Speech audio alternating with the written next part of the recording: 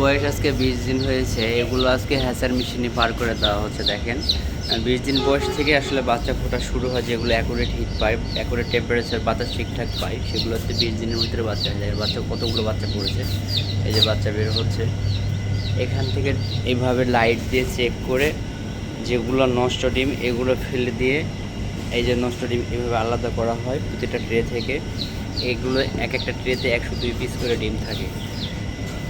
এগুলোতে 102 পিস করে ডিম থাকে একটা ট্রেতে। এগুলো চেক করার পরে আজকে থেকে প্রায় 17,500 প্লাস ডিম এই মেশিন থেকে বের হয়ে, এই যে হ্যাচার থেকে বের হয়ে এখন সেটার থেকে বের হয়ে হ্যাচারে চলে যাচ্ছে।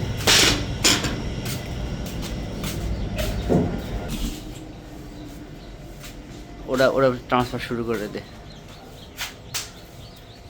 এই দেখেন এটা হলো 20 দিন বয়সী ডিম। এইভাবে ডিমগুলো আছে। এখান থেকে 2 দিন পরে সবগুলো বাচ্চা ইনশাল্লাহ বের হয়ে আসবে। প্রায় 88% বা 87% বাচ্চা বের হবে।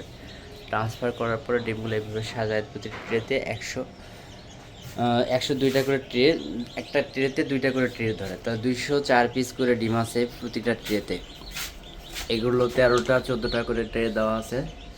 এইভাবে ডিমগুলো আছে। এখান থেকে 2 দিন 3 দিন পরে আমরা বাচ্চাগুলো বের করে নিব, হ্যাচিং হবে। দেখেন কিছু কিছু পিপিং চলে আসছে, আবার কিছু পিপিং নাই। যেগুলোতে ভালো অ্যাকুরেট টেম্পারেচার পেয়েছে সেগুলো একটু আগেই আসছে, অথবা 2-3 দিন আগের যে ডিমগুলা মুরগি পাড়ে।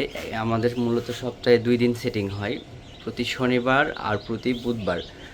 যেগুলো হয়তো বা সোমবার বা মঙ্গলবারের দিন পাড়ে ডিমগুলো, এই ডিমগুলোর বাচ্চা একটু আগে আসে, হয়তো বা ওই ফ্যানের নিচে থাকে অনেক সময় ডিমগুলো। একটু হয়তো বাতাস ভালো পায়, যখন বাইরের টেম্পারেচার ঠিকঠাক থাকে তখন এই ডিমগুলোতে বাতাস লাগার কারণে 2-4টা বাচ্চা আগেই পড়ে যায়। এইভাবে ট্রান্সফার করে দেওয়ার পরে এরকমভাবে আমরা এখন, এই দেখেন বড় একটা ফ্যান আছে ভিতরে, এটা 24 ঘন্টা এখন ঘুরবে, বাতাস দিবে। আর এখান থেকে আমরা 3 দিন পরে বাচ্চাগুলো বের করে নেব। এখন এখানে যাদের ইনকিউবেটর মেশিন আছে, যারা হ্যাচিং করেন, তারা এখানে টেম্পারেচারটা রাখবেন হচ্ছে 37 বা 36.78, আর আর্দ্রতাটা আপনার রাখবেন হচ্ছে 65% থেকে 70%-এর ভিতরে। এতে হ্যাচিং পার্সেন্টেজটা অনেক ভালো হয়।